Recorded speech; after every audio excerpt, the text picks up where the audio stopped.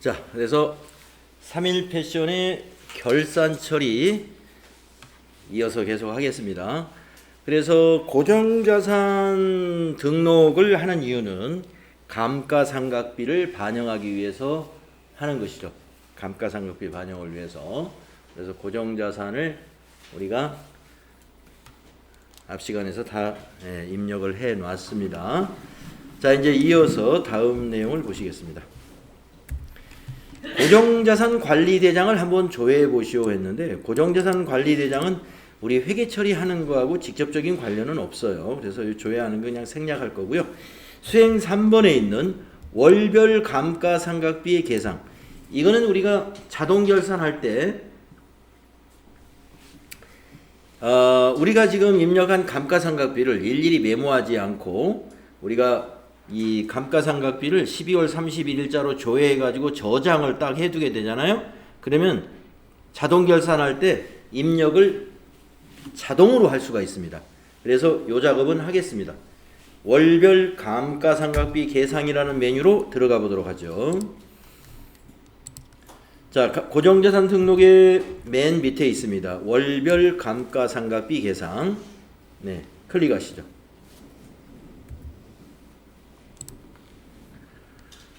결산월은 12월이니까 12월로 하시고 경비 구분에서 엔터 칩니다. 보시면 우리가 등록했던 자산이 다 있나 보세요. 본사 건물 7월 1일, 작년 7월 1일에 취득한 거.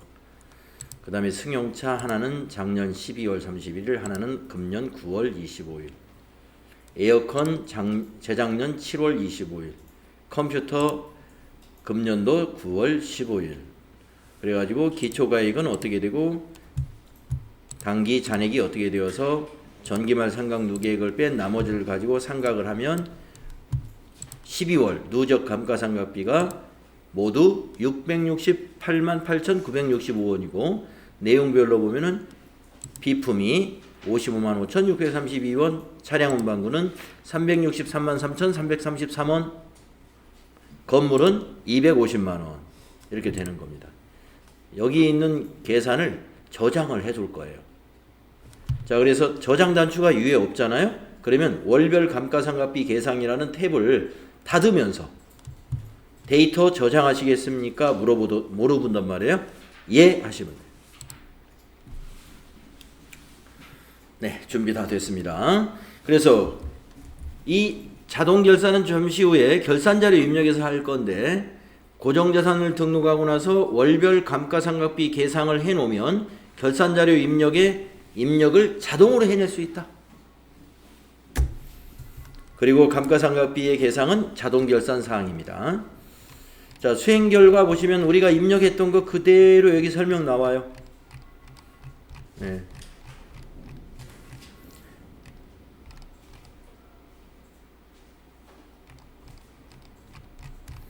자, 이제 페이지는 249페이지로 넘어갑니다. 결산에서 아까 우리가 수동 결산을 먼저 해야 된다 이랬습니다. 수동 결산이라 하는 것은 일반 전표에다가 12월 31일자로 입력하는 것을 수동 결산이라고 하는데, 이와 같은 내용은 수동 결산을 해야 돼요. 그래서 첫째, 수익 비용의 발생과 이연,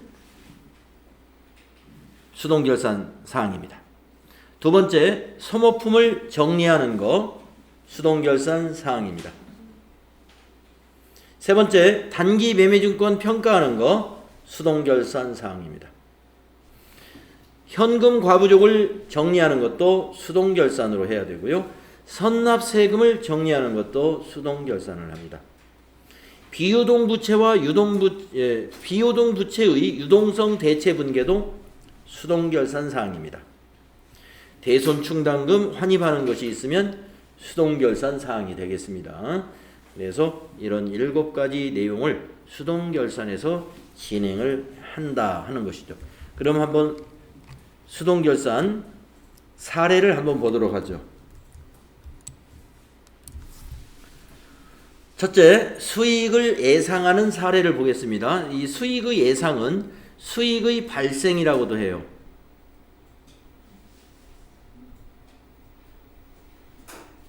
수익의 발생이라고도 합니다. 자, 결산 때 수익을 발생시킨다 이런 뜻이에요. 예상을 해서 발생시킨다 이런 의미가 되겠네요. 수익을 발생시킨다. 자, 사례를 보면은요. 은행 예금에 대한 이자 수익 3만 원을 계상한다.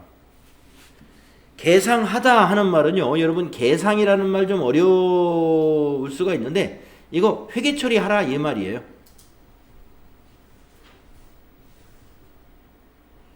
회계 처리하라. 계상하다 하는 것은 회계 처리한다 이 말이에요. 회계 처리한다.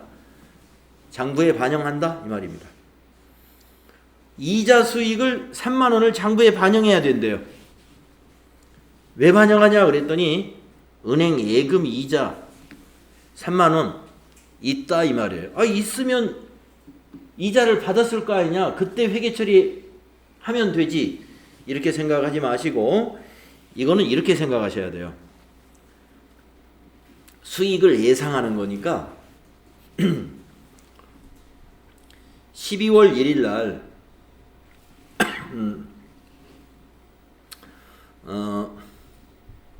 요 정도?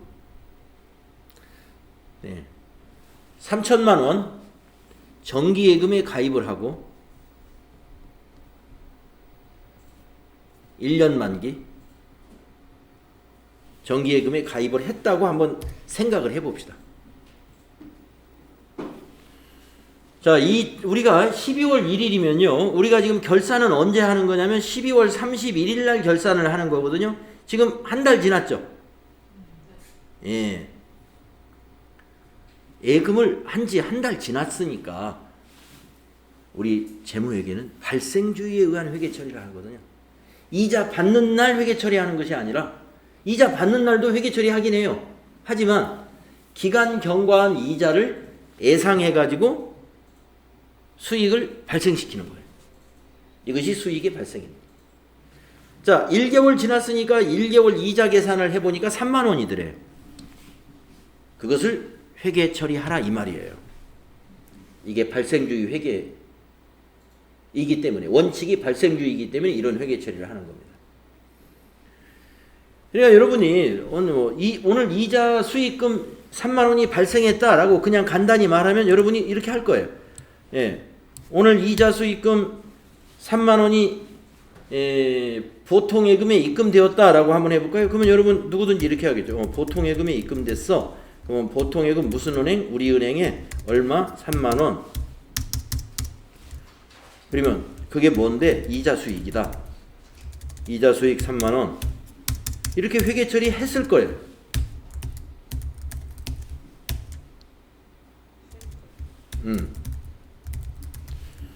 오늘 만약에 보통예금 이자 3만 원이 아니죠. 정기예금 이자 3만 원이 보통예금에 입금되었다라고 한다면 여러분 이렇게 처리하면 됩니다. 근데 오늘 이렇게 됐다는 게 아니에요.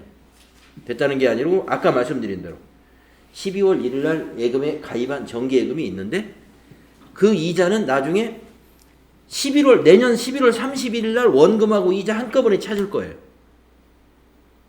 그러면 그때 찾을 때 이자는 1개월치는 올해 거고 11개월 거는 작년도 거예요. 기간으로 보면. 그래서 우리는 발생주의 회계를 하기 때문에 요 한 달치 이자를 수익으로 예상해 가지고 결산 때 그것을 반영하는 거예요. 그 분계가 이렇게 됩니다. 자, 이자 수익을 발생시켜야 돼요. 그런데 아까처럼 보통형으로 받았으면 차변의 보통예금인데 아직 못 받았거든요. 못 받은 수익을 이자 수익이라고 합니다. 수익의 예상, 수익의 발생. 무슨 의미인지 아시겠죠? 예, 이렇게 결산하는 거예요. 자, 회계 여러분들 초보자가 여기 회계 초보자가 많으시잖아요. 가장 어려워하는 게 이 결산 분계에서 수익과 비용의 지금 하고 있는 예상이라든가 이연이라든가 이 부분을 아주 어렵게 생각합니다. 저도 아마 회계 처음 배울 때 이 부분을 굉장히 이상하게 생각했고, 아, 이건 좀 어떻게 피해갈 수 없나? 아, 머리가 너무 아프다. 이거 나오면 그냥 틀리면 점수 안 나올까? 막 이런 고민들 합니다. 근데 여러분 그렇게 생각하면 안 돼요. 이 고비를 넘어야 합격을 합니다. 예, 이 고비를 넘어야 1급은 합격할 수 있어요. FAT 2급은 이런 문제 나오면 틀려버리면 돼요. 예, 근데 1급은 이거 틀리면 점수가 한 10점 놓치게 돼요. 한 문제가 10점인 게 아니라 수익, 비용, 이연, 예상과 이연에 대해서 이론에서도 문제가 나오고 결산 문제로도 나와요. 그걸 다 합치면 한 10점 정도 돼. 그래서 이 고비를 피해갈 수가 없다. 이 과제를 피해갈 수가 없습니다. 꼭 이해해야 됩니다. 자, 수익을 예상했어요. 예, 발생시키니까 수익을 발생시켰다는 것은 돈을 받았으면 이거 수익 발생해라 말 안 해도 발생했을 거예요. 근데 아직 못 받았으니까 미수 수익이다 이거예요. 그래서 예, 대변의 이자 수익, 차변의 미수 수익, 이렇게. 미수 수익은 뭐겠어요? 자산으로 잡는 겁니다.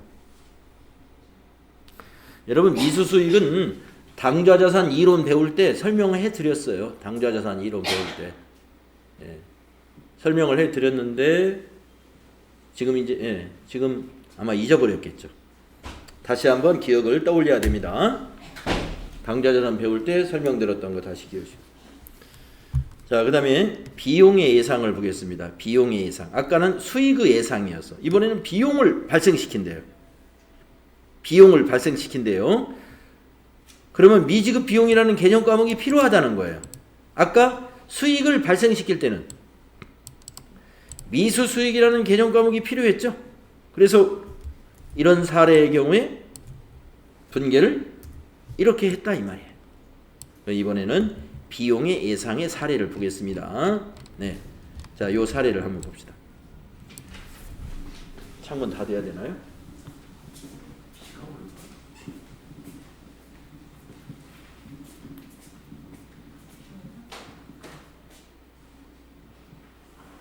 소나기 올 것 같은 느낌.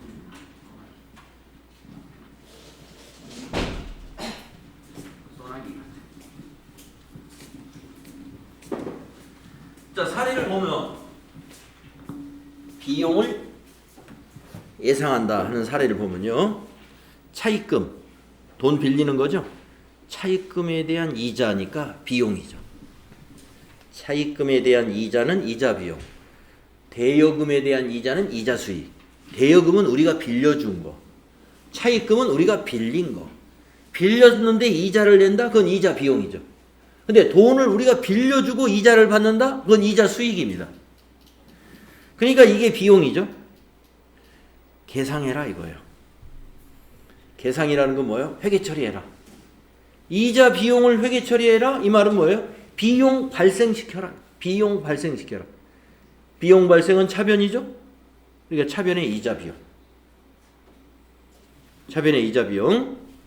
대변은 이 이자를 지급했으면 그날 회계 처리했겠죠. 그런데 지급하지 않았기 때문에 미지급 비용, 부채에서 배웠어요. 미지급 비용, 부채 증가. 이자 비용, 비용 발생.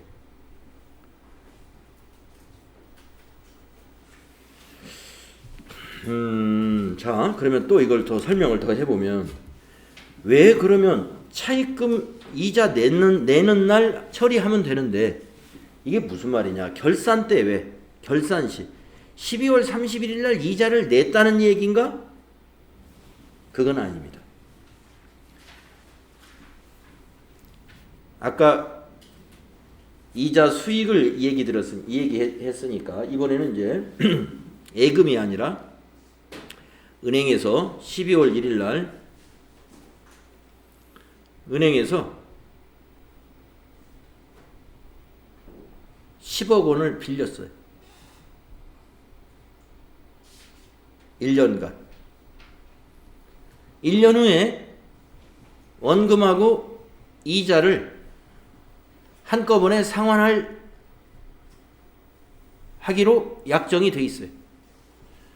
그러면 이제 올해 12월 1일 날 빌렸으니까 내년 11월 말일 날 가가지고 원금 잃어가고 1년치 이자 납부하면 이제 갚으면 되는 거죠.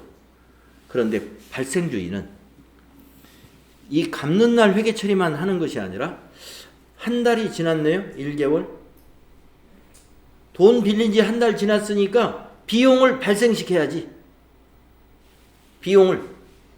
기간이 경과하면 비용 발생시켜야 돼. 그래서 10억 원에 대한 한 달 이자를 계산하니까 만약에 10만 원이었다. 한번 생각을 해봐라. 이거 10만 원. 그때 이렇게 회계 처리하는 거예요. 차변의 이자 비용 10만 원. 단기의 이자니까 비용을 발생시키는 거예요. 돈은 안 나갔어요. 그러니까 미지급 비용. 그걸 부채로 인식해요. 이것이 비용의 예상입니다. 자, 그 다음에 결산할 때 이제 수익과 비용을 아까는 예상이었는데 이번에는 이연하는 것도 있다. 이연이라는 것은 내년으로 가지고 간다 이런 뜻이에요. 2월 시킨다는 말하고 비슷해요. 2월 시킨다 하는 말과 비슷해요. 수익을 이연한다. 수익을 내년으로 가져간다. 왜 올해 받은 수익을 왜 내년으로 가져가지? 기간으로 보면 내년 거니까 이 말이에요. 기간으로 보면 내년 거니까. 자, 그러면 사례를 한번 보겠습니다.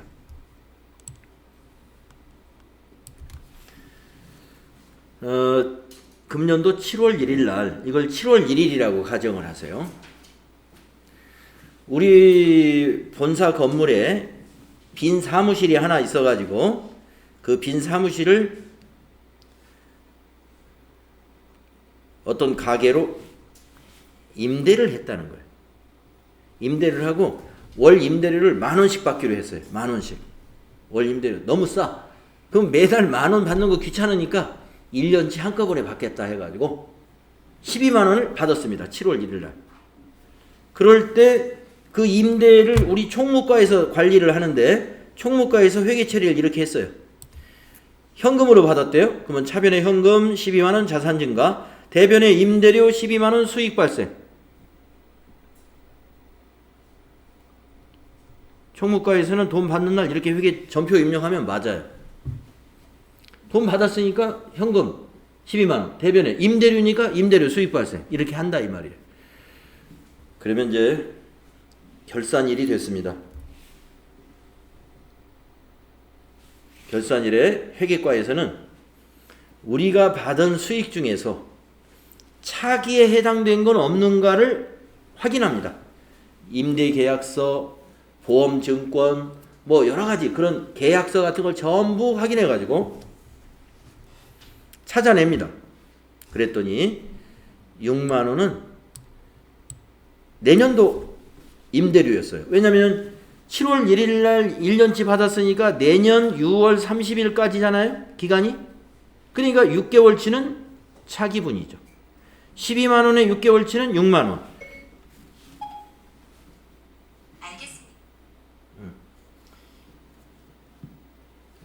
그렇죠. 그래서 이 6만 원을 그 6만 원을 이연시킨다 이거예요. 내년으로 가져가려면 어떻게 해야 될까요? 자, 임대료 12만 원 중에서 절반은 취소.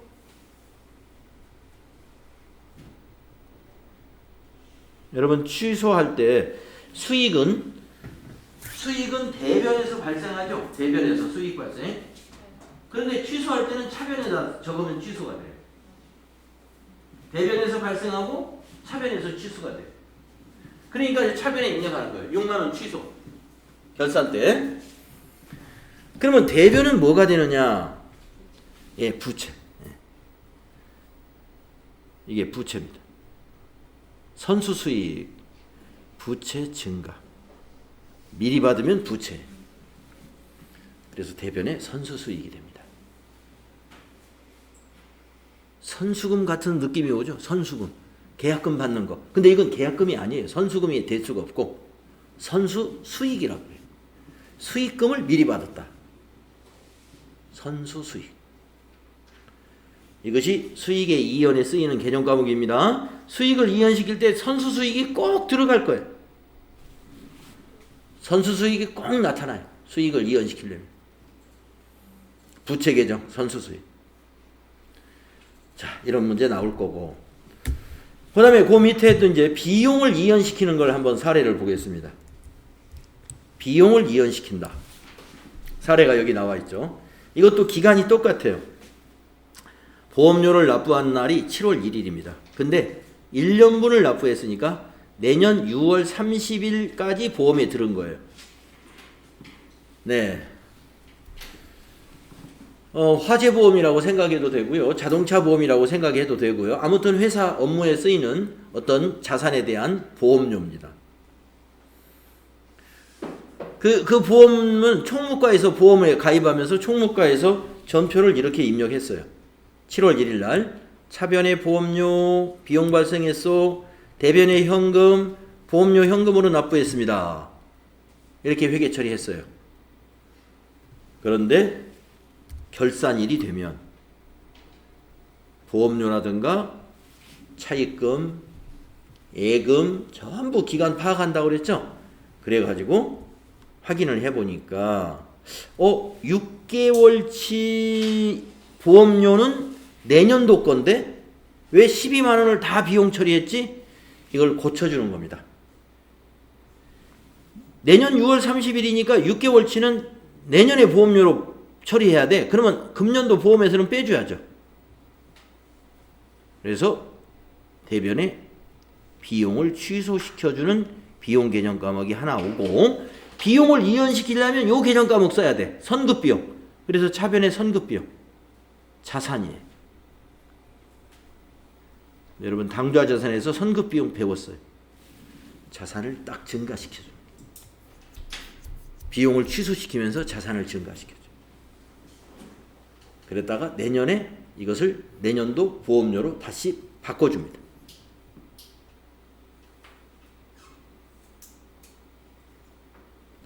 자, 어때요? 네 가지를 지금 했어요. 발생 2가지, 예상, 수익의 예상과 비용의 예상. 그 다음에 이연 2가지, 수익의 이연과 비용의 이연. 네. 이것 때문에 머리 아파 죽겠다고 생각할 수도 있습니다. 그런데 아까 말씀드렸죠? 이 고비를 넘어야 여러분이 회계 1급 자격을 딸 수 있다. 이렇게 보면 돼요. 꼭 반복해서 연습해 두시고, 자, 그 다음에 이제 소모품과 소모품의 정리. 이것도 만만치 않아요. 네. 소모품과 소모품 정리도 문제가 2가지로 막 바꿔서 나오기 때문에 한 가지로만 나오면 딱 외워서 하겠는데 이렇게도 나오고 저렇게도 나와요. 왜냐? 회사가 이렇게 하는 회사도 있고 반대로 하는 회사도 있습니다. 그래서 사례를 봅시다.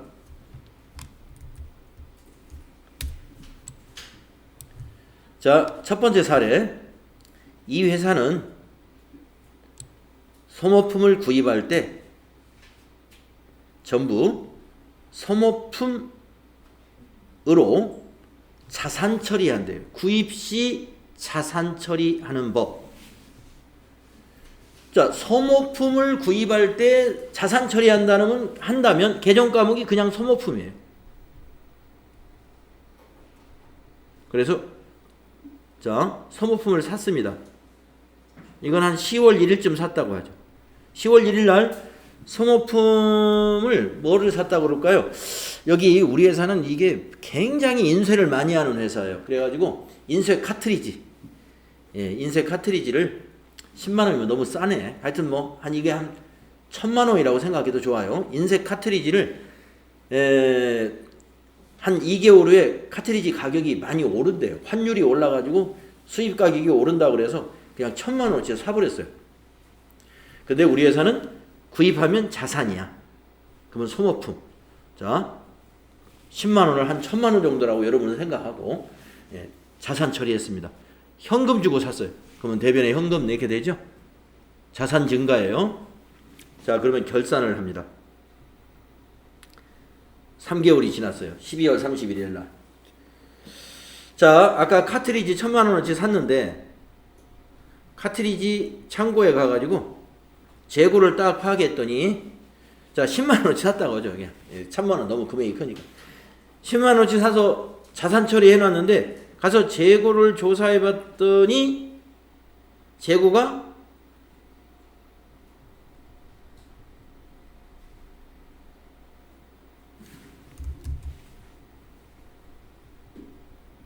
재고 조사했더니 3만원어치 재고가 있어요.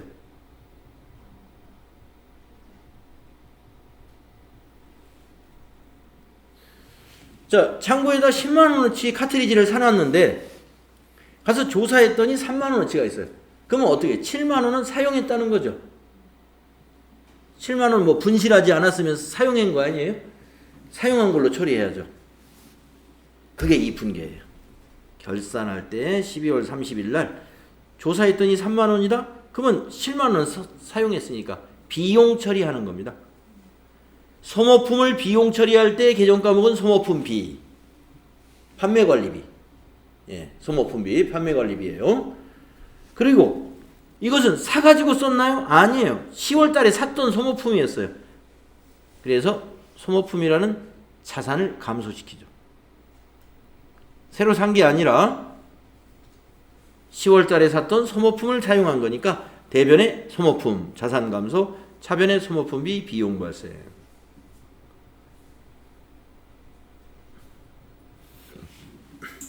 이러한 결산 분계를 해야 됩니다. 이것이 첫 번째 사례. 이것이 첫 번째 사례예요. 자, 근데 다음 사례를 보면은 그 반대인데요. 이 회사는 소모품 구입할 때 비용으로 처리하는 회사예요. 비용으로 처리하는 회사는 자, 똑같은 10월 1일 날 소모품을 살 때 차변에 소모품 한 게 아니라 소모품 B 하고 비용 처리했다. 소모품 B. 현금으로 샀대요. 대변의 현금. 똑같이 이제 12월 31일이 됐습니다. 창고에 갔더니 재고 조사를 했더니 재고액이 3만원이다. 네. 재고 조사 하겠죠. 결산 때. 카트리지 창고에 가가지고 딱 봤더니 3만원어치 있어요. 우리는 다 10만원 사용했다고 비용 처리했는데 아직 사용하지 않은 게 3만원이 있네? 그러면 이 재고는 어떻게 해야 돼요? 자산으로 잡아놔야죠. 미사용한 거니까. 이게 미사용.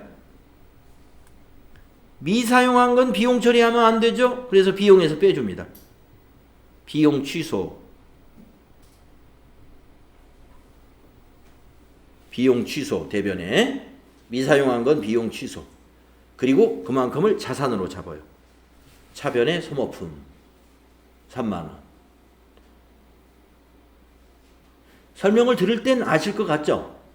근데 여러분이 이제 막상 문제 풀 때 보면 헷갈려 해요. 예, 이게 막 차대변을 뒤바꿔놔. 왜냐면은 언젠가 문제 풀 때 보니까 소모품 정리할 때 차변의 소모품비 대변의 소모품이었구나. 요것만 생각이 나가지고 그대로 입력을 합니다. 차변의 소모품비 대변의 소모품. 근데 그때 문제가 이렇게 나왔었어요. 구입 시 비용 처리했다고 나왔어요. 그때는 차변의 소모품, 대변의 소모품비해야 돼. 서로 반대입니다. 그 이유는 아까 설명드리는 과정에 다 나온 거예요. 예. 이게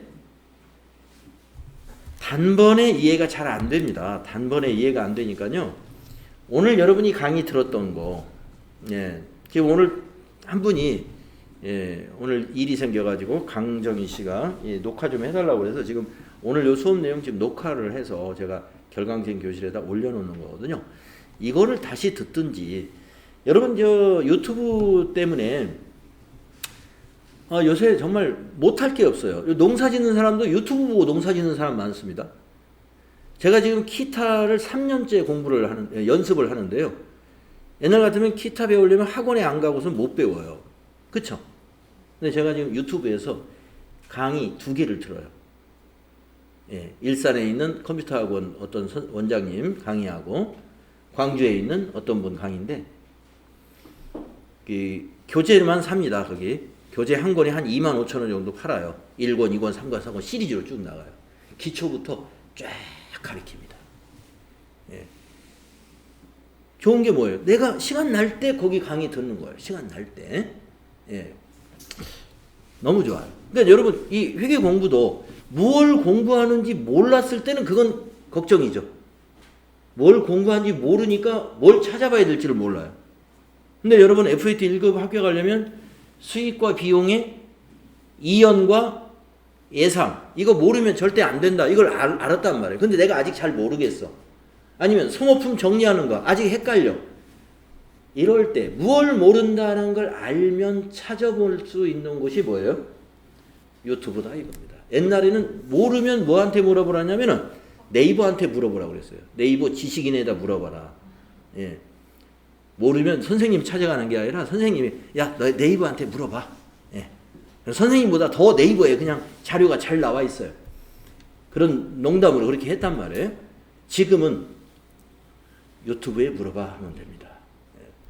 그래서 여러분이 이제 공부하시다가 아, 내가 이 부분이 아직 덜 됐다. 그 부분이 내가 단순히 외워야 될 것 같으면 빨리 시간 내서 외워야 되고 이건 단순히 외워야 될 문제가 아니라 좀 이해를 해야 되겠는데 이해가 안 되네? 그러면 강의를 반복해서 들어야 돼요. 이론 강의에 해당되는 것이면 여러분 그 원격 강의 들었던 거 거기에 해당되는 부분을 다시 들으시면 되고 이미 여러분이 들었던 거 그것이 부족하다 그러면 유튜브에서 검색하시면 돼요.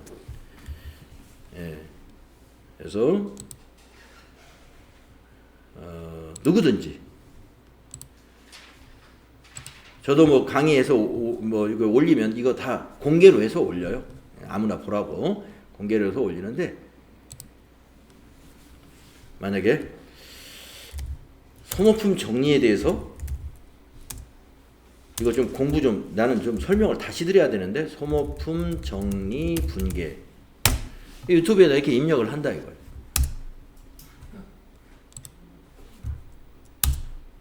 왜 안 먹혀요?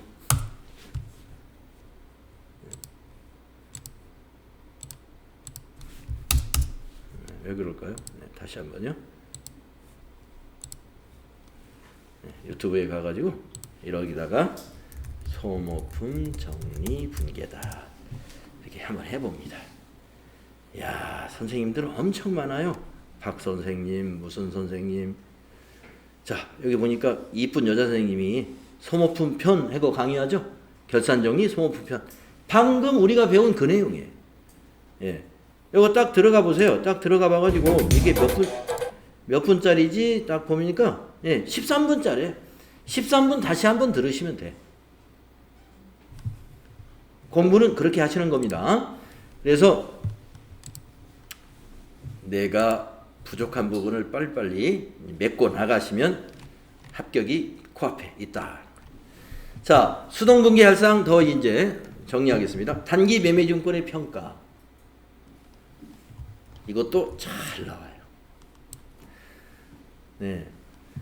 단기 매매증권은요, 사례를 이거 보면서 설명드리면, 가격이 올랐을 때, 첫 번째 사례가 가격이 올랐을 때 사례예요. 내용을 볼까요? 단기 매매증권 장부 금액은 10,000원인데 기말에 공정가치가 12,000원입니다. 이거예요. 공정가치라는 것은 시장 가격이에요. 주식이다 그러면 시장 가격은 뭐예요? 주식시장의 종가를 말하는데 우리가 10,000원에 산 주식인데 12,000원이더라 이거예요. 그러면 2,000원만큼 자산을 증가시켜야죠. 그러니까 자산 증가 차변. 차변에 단기 매매증권 2,000원. 수익이 발생했죠. 그 수익은 이거예요. 단기 매매증권 평가 이익이라는 수익을 발생시켜라. 결산 때 이걸 해야 됩니다. 자, 반대로 우리가 단기 투자 목적으로 단기 매매증권을 샀는데 아쉽게도 이렇게 됐어요. 예, 가격이 떨어졌어요. 자, 내용 보시면 사례 보면은 단기 매매증권 장부 금액이 10,000원인데 공정가치가 8,000원이래요. 가격이 떨어진 거죠. 그러면 자산이 감소했죠. 자산 감소는 대변. 그 감소 이유는 손실. 단기 매매적은 평가 손실, 비용 발생했어요.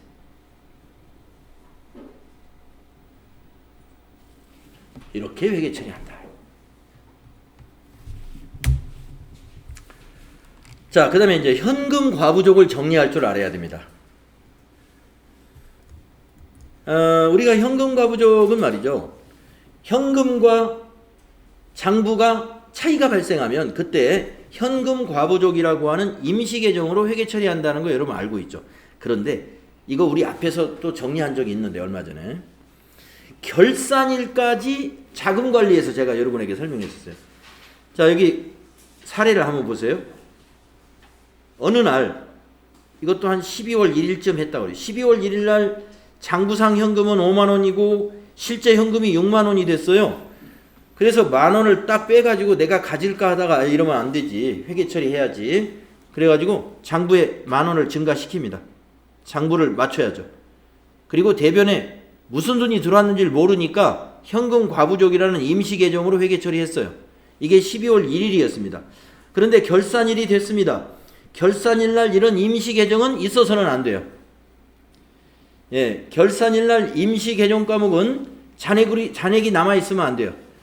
대체를 해야 됩니다. 무엇인가로. 근데 무엇으로 대체할지 몰라요. 원인이 안 밝혀졌기 때문에. 그랬을 때는 현금 과부족을 차변에 적어서 일단 없앱니다. 현금 과부족을 반대쪽인 차변에 적어서 취소시킨 다음에 과잉이죠. 과잉. 그러니까 자비익, 수익을 발생시키는 거예요. 수익 발생. 그냥 생각지도 않은 돈이, 원인 모를 돈이 그냥 들어왔다 이렇게 보는 거예요. 자비. 그 다음에 보시면은 그 반대의 경우입니다. 12월 1일 날 현금이 장부는 5만 원인데 실제 현금이 4만 원이었대요. 그 만 원이 부족해. 내 지갑에 있는 돈을 넣어놓고 말어? 그러면 안 되죠. 현금 나간 걸로 회계 처리해야 돼요.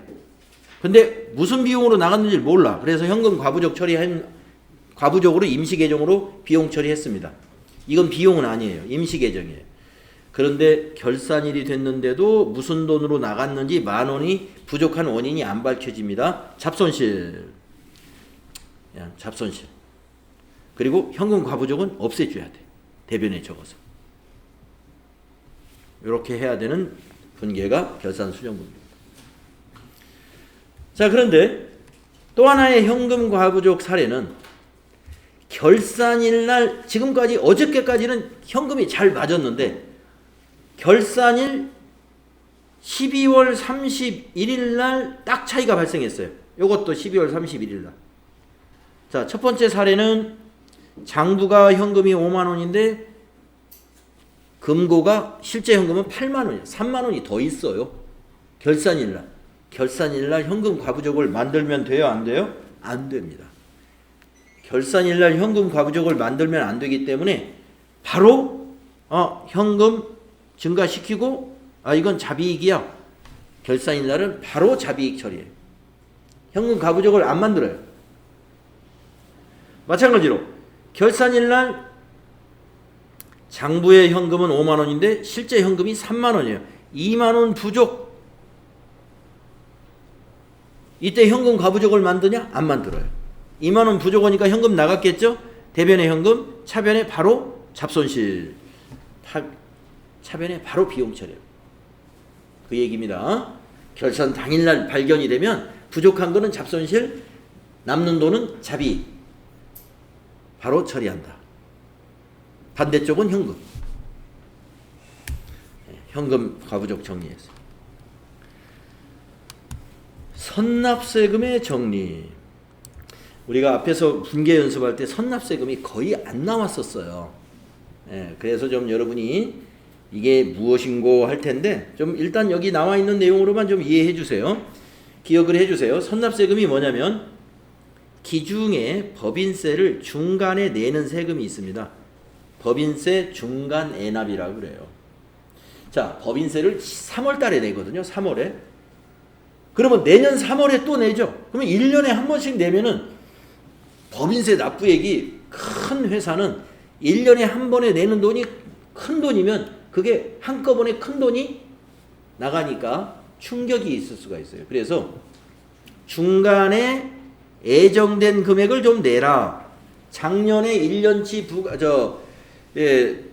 법인세가 만약에 10억이 나왔다라면은 중간에 5억을 한번 내고 나머지는 3월 달에 내면 되지 않겠느냐 하는 게 중간 애납입니다.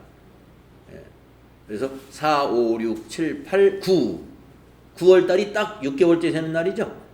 3월 달부터 4월이면 한 달, 5, 6, 7, 8, 9 그래서 매년 9월은 법인세 중간 애납을 하는 날.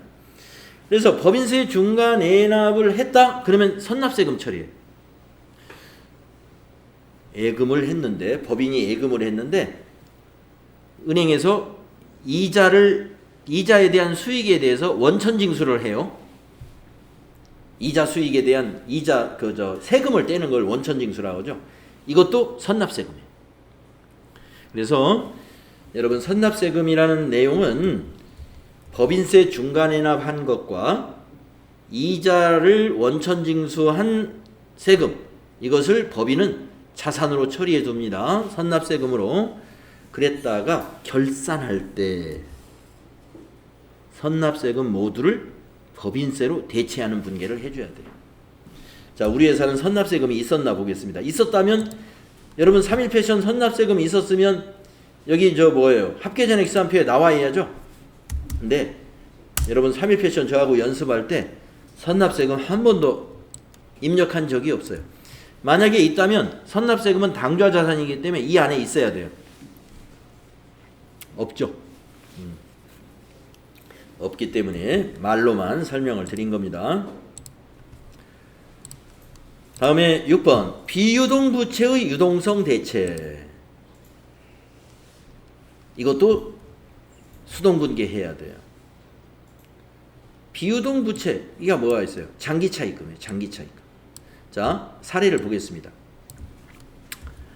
결산일 현재 장기차입금 50만원짜리가 상환일이 내년이랍니다.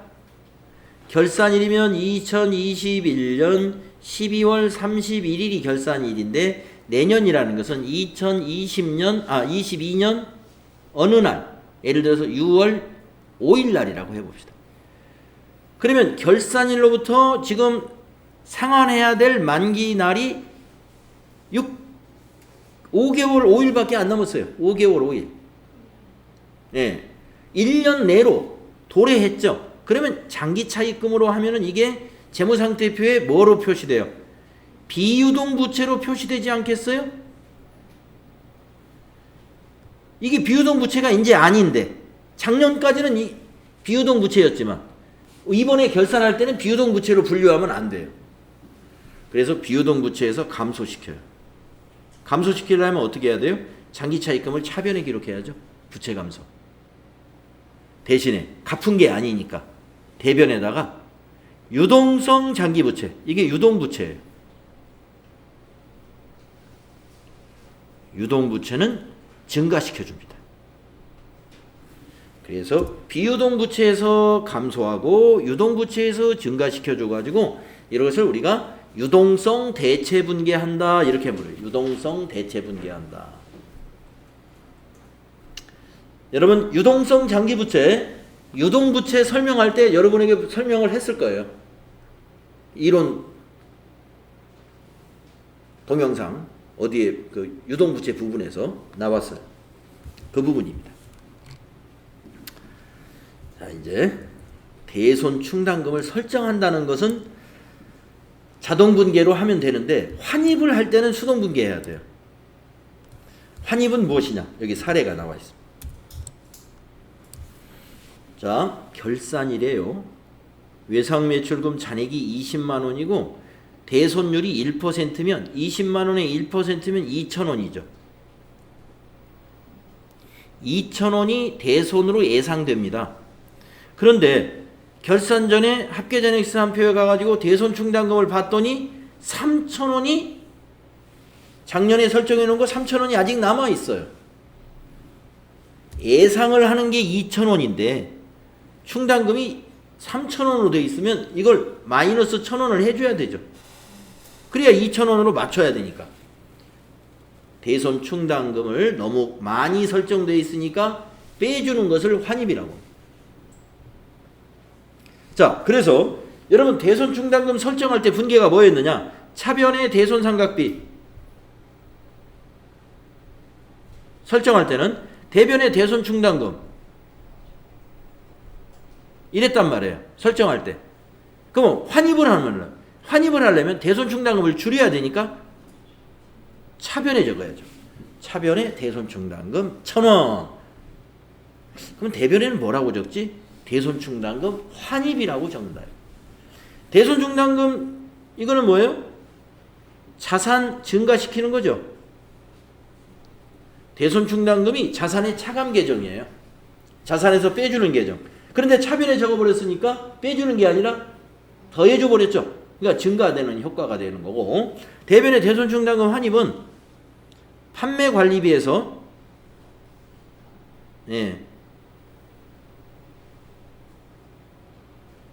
빼줍니다. 판매 관리비에서 빼줘요. 작년에 대손 삼각비를 너무 많이 설정했구나. 금년에 비용에서 빼준다. 그러면 대손 삼각비에서 빼줘야 되지 않나요? 차변에 금년에 대손 삼각비가 계정 과목이 아예 없어요. 왜냐? 추가 설정을 안 하기 때문에. 설정을 해야 차변에 대손 삼각비가 나오는데 금년에는 너무 많이 설정되어 있어가지고 설정될 돈이 금액이 없어요. 그러니까 다른 판매 관리비에서 그냥 빼주는 거예요. 대손 충당금 환입은 그래서 판매 관리비의 부의 계정이다라고 한 것입니다. 네, 지금까지 수동결산을 제가 여러분에게 참 열심히 설명한다고 했는데 얼마나 전달됐는지 모르겠어요. 그걸 요약한 표가 이겁니다. 지금까지 설명을 했는데 결론은 이런 분계를 여러분이 이해해야 돼요. 근데 이게 설명 없이 어떻게 이해하겠느냐 이거 설명 안 듣고. 그래서 일단 설명을 듣고 이해를 하신 다음에 아 이렇게 되는 거구나 이해하시면 되겠습니다. 자, 그러면 수동결산의 내용에 대해서는 어느 정도 여러분에게 다 설명을 드렸고 또 쉬었다가 다음 시간에 자동결산에 대해서 설명을 하고 실제로 결산까지 해보겠습니다. 지금 5분이니까요. 20분, 15분간 쉬는 걸로 하겠습니다. 4시 20분에 다음 시간 할게요.